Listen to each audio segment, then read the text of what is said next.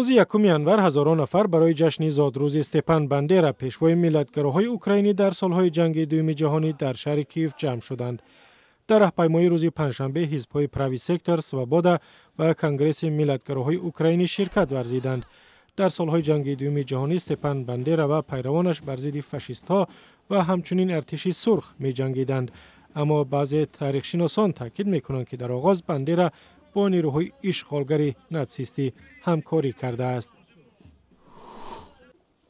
در ترکمنستان با تشبث بانک مرکزی قربی پول ملی این کشور مانند در مقابل دلار آمریکا تخمیناً 18% کاهش یافت.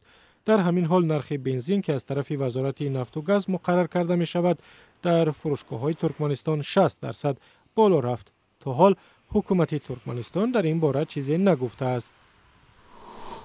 سیاستمداران پاکستان در شهر اسلام آباد در کنفرانسی به اصطلاح تمام احزاب شرکت کردند. این نشست را سروزیر پاکستان نواز شریف برگزار کرد.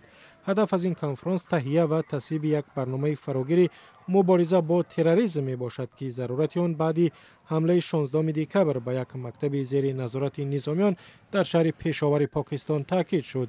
در این حمله 151 نفر و اکثرا کودکان کشته شدند.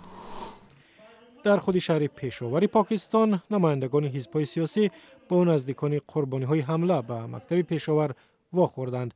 سیاستمداران پاکستانی دعوت کردند که یک برنامه فراگیر و واحد برای مبارزه با افراطگرایی تهیه شود.